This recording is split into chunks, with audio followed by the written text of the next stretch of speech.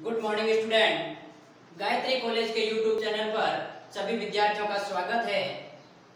आज हम BSc second year mathematics के लेक्चर में न्यूमेरिकल एनालिसिस के टॉपिक इंटरपोलेशन को कंटिन्यू करते हुए बात करेंगे। लास्ट लेक्चर में अपन ने न्यूटन ग्रेगरी फॉरवर्ड इंटरपोलेशन फॉर्मूले के बारे में डिस्कस किया था। उसी के ऊपर किस किस प्रकार की प्रॉब्लम्स आती है उसके बारे में अपन डिस्कस करेंगे। तो देखिए, एक क्वेश्चन आपके पास में आया हुआ है। सबसे पहले अपन को क्वेश्चन में देखते ही क्या देखना है कि क्या क्वेश्चन इक्वल इंटरवल का है या अनइक्वल इंटरवल का। क्योंकि देखिए, एग्जाम में ये नहीं आएगा कि आपको न्यूटन फॉरवर्ड से करना है या न्यूटन बैकवर्ड से करना है या फिर लैग्रेंज से करना है। अब देखिए, सबसे पहले आपको देखना है कि क्या इंटरवल इक्वल है या अनइक्वल है। यदि इक्वल है तो अपने बात में दिमाग में दो बातें आनी चाहिए, या तो न्यूटन फॉरवर्ड से कर सकते हैं या न्यूटन बैकवर्ड से कर सकते हैं। यदि ये अनइक्वल है तो अपन कह सकते हैं कि या तो लैग्रेंज मेथड से करेंगे या फिर डिवाइडेड डिफरेंस फार्मूला से करेंगे। तो देखिए, यहाँ पर सबसे पहले अपन देखते हैं, इसको मैं यदि a कंसीडर करता हूँ, इसको मैं a प्लस h कंसीडर करता हूँ और इसको मैं a प्लस 2h, तो यहाँ सब में जो h की वैल्यू आ रही है वो 10 आ रही है, अर्थात इक्वल इंटरवल है। तो देखिए, यहाँ पर जो a की वैल्यू है वो आपके पास में 1891 है और h की वैल्यू है वो आपके पास में देखिए 10 है, जो कि इक्वल इंटरवल आपको दिया हुआ है। अब बात सुनो, क्या करना है कि 1895 में अपन को जनसंख्या ज्ञात करनी है। अब अपने पास में दो क्वेश्चन आते हैं कि क्या मैं इसमें न्यूटन फॉरवर्ड लगाऊं या न्यूटन बैकवर्ड इंटरपोलेशन फॉर्मूला लगाऊं। तो देखिए, जब ये आंकड़ा जो अपन जिस वर्ष में अपन को जनसंख्या पूछी गई है, यदि वो स्टार्ट की रेंज में आ रहा है तो न्यूटन फॉरवर्ड लगाएंगे, और यदि वो पीछे की रेंज में आ रहा है तो न्यूटन बैकवर्ड लगाएंगे। अब देखिए, 1895 इन दोनों के बीच में आ रहा है, अर्थात इनका सेंटर कहाँ है, 1911 सेंटर है। यदि 1911 से ऊपर की वैल्यू पूछी जाती है तो आपके पास में न्यूटन ग्रेगरी फॉरवर्ड लगाएंगे, और 1911 से कोई भी नीचे की वैल्यू अपन को यदि कही जाती है निकालने को तो न्यूटन ग्रेगरी बैकवर्ड फॉर्मूला लगाएंगे। तो देखिए, तीन बातें ध्यान रखनी है। सबसे पहले देखना है कि इंटरवल कौन सा है, इक्वल है या अनइक्वल। उसके बाद में यदि इक्वल है तो दो फॉर्मूले हैं इक्वल के अपने पास में, न्यूटन ग्रेगरी फॉरवर्ड और न्यूटन ग्रेगरी बैकवर्ड। अभी अपन न्यूटन ग्रेगरी फॉरवर्ड की बात कर रहे हैं, नेक्स्ट लेक्चर में अपन बैकवर्ड की बात करेंगे। तो देखिए, मैंने क्या बताया कि जो अपन को अज्ञात वैल्यू दे रखी है वो यदि आपके पास सेंटर से ऊपर की तरफ है तो फॉरवर्ड लगाएंगे, और सेंटर से नीचे की तरफ है तो बैकवर्ड लगाएंगे। अब देखिए, बात कंफर्म हो गई कि फॉरवर्ड लगाना है। तो फॉरवर्ड का फॉर्मूला क्या होता है, अपन को पता है कि जो f ऑफ x होता है, या फिर अपन लिखते हैं इसको f of a plus h u, ये होता है f of a plus u times delta f of a plus u minus 1 upon 2 factorial del square f of a plus आपके पास में u minus 1 u minus 2 upon 3 factorial into delta cube f of a and so on. इस प्रकार ये formula चलता रहता है। यहाँ लिख लेना, ये आपके पास में न्यूटन ग्रेगरी फॉरवर्ड फॉर्मूला है, इंटरपोलेशन फॉर्मूला है। अब देखिए, मुझे किसकी रिक्वायरमेंट है, x की वैल्यू निकालनी। x क्या दे रखा है, 1895 दे रखा है। मेरे पास a आ गया, यहाँ पर h की वैल्यू आ गई, मुझे निकालना है u कैसे आएगा। तो सबसे पहले u के लिए अपन बात करें तो देखिए, अपन जानते थे, अपन ने कंसीडर किया था कि x equal to a plus h u, क्योंकि मैंने कहा था कि जो x minus a upon h है इसको मैंने u माना था। तो ये आपके पास वैल्यू आ गई। अब बात करते हैं कि x अपन को दे रखा है 1895 में जनसंख्या ज्ञात करनी है, और a दे रखा है, a हमेशा फर्स्ट वैल्यू होती है 1891, और ये देखिए डिफरेंस दे रखा है 10 का, इन दोनों के मध्य 10 का अंतर, इन दोनों के मध्य। हमेशा ध्यान रखना, डिफरेंस x की वैल्यू में देखी जाएगी, ना कि f ऑफ x में। तो देखिए, ये हो गया आपके पास में 10 इंटू u, तो अपन लिख सकते हैं 1891 इधर आए तो आपके पास में हो गया 4 = 10u, अर्थात जो u की वैल्यू आई है वो 0.4 आ गई। ठीक है, अब u की भी वैल्यू आ गई। अब किसकी वैल्यू चाहिए? Delta f of a del square f of a। तो देखिए ये f ऑफ a है, ये किसकी वैल्यू है? ये f ऑफ a की है। तो डेल्टा f ऑफ a का क्या होता है? अपन जानते हैं कि जो डेल्टा f ऑफ a होता है वो होता है f of a plus h minus f of a। तो f of a plus h क्या है? ये है, ये किसकी वैल्यू है? ये f of a plus h की है, क्योंकि ये a प्लस h तो इसके कॉरस्पॉन्डिंग फंक्शन ये f of a plus 2h की है। तो मेरे को क्या करना है? f of a plus h में से f ऑफ a घटाना है, अर्थात डेल्टा f ऑफ a। तो क्या वैल्यू आएगी? देखिए 66 में से 46 के 20, ये आपके पास में आ गया 15 और ये आ गया आपके पास में 12 और ये आ गया आपके पास में 1 3 आपके पास में 8। तो ये डेटा आ गए। अब मुझे डेल स्क्वायर निकालना है, तो वापस इसमें से मैंने आपको पीछे के 2 लेक्चर में आप जाओगे तो मैंने डिफरेंस टेबल बनाना बताया था, उसी के अनुसार। तो अपन को कुछ भी नहीं करना है, सेकंड में से फर्स्ट, थर्ड में से सेकंड, फोर्थ में से थर्ड घटाना है। अब इसमें से घटाऊंगा तो देखिए माइनस का 5 और यहाँ रहेगा माइनस का 3 और यहाँ रहेगा माइनस का 4। अब देखिए -3 और माइनस माइनस प्लस, तो प्लस का 2 और ये रह गया माइनस का 1, तो यहाँ रह गया आपके पास में माइनस का 3। तो ये वैल्यू आ गई। अब देखिए अपन इसमें वैल्यू पुट करते हैं, तो f ऑफ 80 95 की जो वैल्यू आएगी, सबसे पहले f ऑफ a की वैल्यू 46 प्लस u की value 0.4 into delta f of a, delta f of a की वैल्यू है 20 प्लस देखिए u इनटू u माइनस 1, क्योंकि u माइनस 1 अपॉन 2 फैक्टोरियल और del square f of a, तो del square f of a की value आपके पास में माइनस का 5। यहाँ मैं बता देता हूँ, ये वैल्यू आपके पास में डेल्टा f ऑफ a की होती है, ये होती है आपके पास में delta square f of a की, ये होती है delta cube f of a की और ये होती है डेल्टा की पावर 4 f ऑफ a की। इससे नीचे जाएं तो ये होती है आपके पास में delta f of a plus h की, ये del square f of a plus h और ये delta cube f of a plus h। ये मैंने डिफरेंस टेबल जब बनाई थी तब बताया था। अब देखिए आगे और बात करें तो u, तो ये हो गया 0.4 u minus 1 0.4 minus 1 0.4 minus 2 upon 3 factorial into, देखिए बात करें डेल्टा क्यूब की वैल्यू है 2, तो ये हो गया आपके पास में 2 प्लस साथ में आपके पास में देखिए 0.4 माइनस 1 0.4 माइनस 2 और 0.4 माइनस का 3 अपॉन 4 फैक्टोरियल इनटू ये डेल्टा 4, तो डेल्टा 4 है आपके पास में माइनस का 3। तो अब देखिए ये काम आपको करना है, ये आपके पास में गुणा भाग और जोड़ आपको करना है। तो ये वैल्यू आपके पास में देखिए करीबन 55,000 आएगी, कि जो 1800 आपके पास में 95 में जो जनसंख्या आपके पास में थी वो 55,000, क्योंकि 54 पर समथिंग आएगी, अर्थात अपन कह सकते हैं 55,000, क्योंकि देखिए यहाँ 46 है, यहाँ 66, इनके मध्य आने चाहिए। तो ये आपके पास में अपन इसके आंकड़े को सॉल्व करेंगे तो वो 55,000 के करीबन आएगी। तो ये था आपके पास में देखिए क्वेश्चन। अपन और नेक्स्ट क्वेश्चन की बात करेंगे तो अपना और मजबूत होता जाएगा डेटा। तो देखिए यहाँ पर आपके पास में और किस प्रकार के क्वेश्चन पूछे जाते हैं।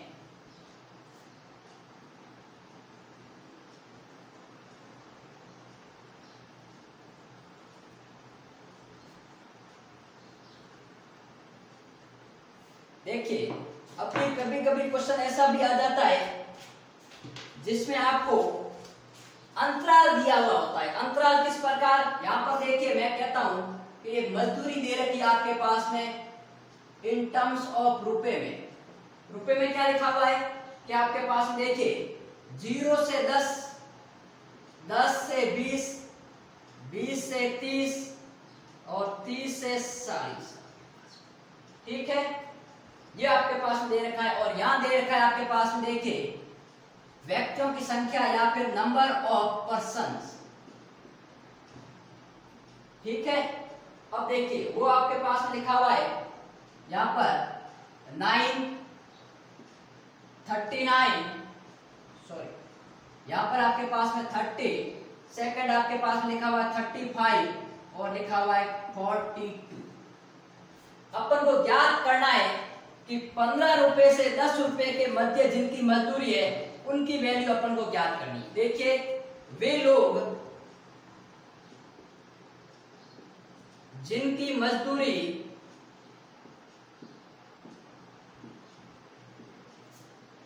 10 रुपए से 15 रुपए के मध्य है, वे अपन को ज्ञात करना है। अब मुझे यहाँ बात बताओ, अपने पास में दिक्कतें आ गई, क्योंकि एक तो अपन को ये नहीं दिया कि आपके पास में कि 10 से 9 रुपए के मजदूरी वाले लोग कितने हैं, 15 रुपए की मजदूरी वाले लोग कितने हैं, 18 रुपए की मजदूरी वाले लोग कितने हैं। अपन को सिर्फ और सिर्फ अंतराल दे दिया उसने। अंतराल में ऐसा कहा कि 0 से 10 रुपए, मतलब जिनकी सैलरी 2 भी हो सकती है, 3 भी हो सकती है, 5 भी, ऐसे व्यक्ति 9 है। और 10 से 20 के मध्य, मतलब जिनकी 10 से तो अधिक है लेकिन 20 से कम है, वो लोग 30 है। और 20 से 30 की लोग आपके पास में 35 है। और 30 से 40 के मध्य आपके पास में 42 है। अब मैं इसको क्या करता हूं, आप जब सांख्यिकी पढ़ते थे तो इनको क्या करते थे, पहले इसको अपन एक्स में कन्वर्ट करता हूं। तो मैं ऐसा लिख सकता हूं 10 से कम जिनकी मजदूरी 10 रुपए से कम है वो, और जिनकी मजदूरी 20 रुपए से कम है वो लोग, और जिनकी मजदूरी 30 रुपए से कम है वे लोग, और जिनकी मजदूरी आपके पास में 40 से कम है वे लोग। अब मेरी बात सुनो, मैंने तो लिख लिया कि 10 से कम, तो 10 से कम में वो लोग आएंगे जिनकी सैलरी 10 रुपए से कम है, यहां तक तो कोई प्रॉब्लम नहीं। लेकिन सेकेंड डेटा पे आते हैं तो लिखा हुआ है 20 रुपए से कम। अब देखिए 20 रुपए से कम में वो लोग आते हैं जिनकी सैलरी 18 रुपए भी हो सकती है, 19 भी हो सकती है, 15 भी हो सकती है, 10 भी हो सकती है और 9 भी हो सकती है। लेकिन ये जो वैल्यू दे रखी है 30 लोग तो ऐसे हैं जिनकी 10 से तो अधिक है लेकिन 20 से कम है। लेकिन अपन ने मैंने लिखा है 20 रुपए से कम, तो ये डेटा मेरे को क्या करना पड़ेगा, चेंज करना पड़ेगा। तो ये देखिए डेटा किसमें चेंज होगा, जब आपको पास है, मैंने इसको हटा के ये लिखा है, तब आपके पास में देखिए 10 रुपए से कम तो वही लोग रहेंगे, लेकिन 20 से कम कौन से रहेंगे, 20 से कम में वो भी आएंगे जिनकी 10 से 20 के मध्य है और 10 से कम है। तो क्या हो जाएगा, देखिए इसमें मैं 9 ऐड करूंगा तो वो लोग हो गए आपके पास में 39, क्योंकि भाई इसमें 20 से कम मतलब वो भी लोग शामिल है जिनकी सैलरी 10 रुपए से कम है, और 10 रुपए से कम वाले 9 है और 10 से 20 के मध्य वाले 30 है। तो टोटल लोग कितने हो गए, 39 लोग ऐसे हैं जिनकी सैलरी 20 रुपए से कम है। ठीक है, अब बात करते हैं 30 रुपए से कम। तो 30 रुपए से कम में वे लोग आएंगे जिनकी सैलरी 29 रुपए है, 28 है, 27 है, 20 है, 15 है, 17 है और 8 भी हो सकती है, 7 भी हो सकती है। मतलब वो सब लोग जिनकी सैलरी इनके मध्य है वो भी आएंगे, इनके मध्य वो भी आएंगे और इनके मध्य वो भी आएंगे। तो देखिए क्या हो गया, 35 प्लस 39, तो ये आपके पास में यहां से डेटा दे देगा। तो ये हो गया आपके पास में 74। तो 74 ऐसे लोग हैं जिनकी सैलरी 30 रुपए से कम है। अब अपन को ये नहीं पता कि इनकी सैलरी एग्जैक्ट क्या है, लेकिन ऐसे लोग हैं जिनकी सैलरी 30 से कम है। अब बात करते हैं 40 से कम। तो 40 से कम मतलब 30 से 40 के मध्य वाले भी आएंगे, 20 से 30 के मध्य वाले भी आएंगे, 10 से 20 के मध्य वाले भी आएंगे। तो मतलब ये सबको ऐड करेंगे तो 40 प्लस 74 तो कितने हो गए आपके पास में, देखिए 6 और आपके पास में 1। तो ये आपके पास में हो गया 116, अर्थात आपके पास में ये डेटा आ गया। तो ये आपके पास में था जो नंबर ऑफ पर्सन आ गए। अब मुझे इसकी रिक्वायरमेंट नहीं है, अब मैं इसको हटा सकता हूं और ना ही मुझे ये थी। तो ध्यान रखें जब भी एग्जाम में क्वेश्चन इंटरवल का आता है तो अपन जब से अधिक और से कम में कन्वर्ट करते हैं तो यहाँ पर f ऑफ x भी चेंजेज होगा। एक क्वेश्चन ये, मैं आगे और क्वेश्चन करवाऊंगा तो आपको और समझ में आता जाएगा। अब देखिए, अब मेरा कहने का मतलब ये है कि 9 लोग ऐसे हैं जिनकी सैलरी 10 रुपए से कम है, 39 लोग ऐसे हैं जिनकी सैलरी 20 रुपए से कम है, 30 लोग ऐसे हैं जिनकी सैलरी 74 लोग ऐसे हैं जिनकी सैलरी 30 से कम है। अब मुझे क्या याद करना है कि वे लोग जिनकी मजदूरी 10 रुपए से 15 रुपए के मध्य है, मतलब 10 से तो अधिक होनी चाहिए और 15 से कम होनी चाहिए। तो अब देखिए ये किसकी वैल्यू एक्चुअली, ये आपके पास में f ऑफ 10 की वैल्यू है, ये आपके पास में f ऑफ 20 की वैल्यू है, ये आपके पास में f ऑफ 30 की वैल्यू है और ये आपके पास में f ऑफ 40 की वैल्यू है। मुझे ज्ञात करना है कि वे लोग जिनकी 10 रुपए से 15 रुपए के मध्य है, अर्थात f ऑफ 10 का मतलब क्या है, जिनकी 10 से कम है। और यदि मैं f ऑफ 15 निकालता हूं तो f ऑफ 15 का मतलब क्या है, वे लोग जिनकी आय या मजदूरी 15 रुपए से कम है। देखिए मैंने f ऑफ 15 निकाल लिया, मतलब वे लोग जिनकी मजदूरी 15 रुपए से कम है, लेकिन मुझे तो मान लीजिए क्या निकालना है, 10 से 15 के मध्य। तो मैं ऐसा कर सकता हूं कि आपके पास में देखिए वे लोग जिनकी मजदूरी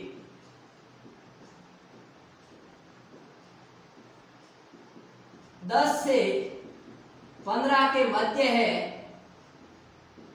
वो क्या देगा आपके पास, देखिए f of 15 minus f of 10, क्योंकि f ऑफ 15 का मतलब क्या हो गया, देखिए वे लोग जिनकी सैलरी 15 रुपए से कम है और वे लोग जिनकी सैलरी 10 रुपए से कम है। तो 10 और 15 के मध्य वही आएंगे जो कि 15 में से कम में से आपके पास में उस लोग को अपन हटा दें जिनकी सैलरी 10 रुपए से कम है, तो वो लोग बचेंगे जिनकी सैलरी 15 रुपए से 10 रुपए के मध्य है। अब देखिए f ऑफ 10 की वैल्यू अपन को पता है 9 है। अब मुझे क्या ज्ञात करना है, f ऑफ 15 ज्ञात करना है। अर्थात मैं कह सकता हूं कि जो x है a प्लस एच यू वो दे रखा आपके पास में 15 और a का मान आपके पास में दे रखा है 10। तो यहाँ मैं कह सकता हूं कि 15 बराबर 10 प्लस h का मान दे रखा है 10 10 u, अर्थात जो वैल्यू आएगी आपके पास में u का वो मान आ गया 0.5, u का मान 0.5, f ऑफ a आ गया।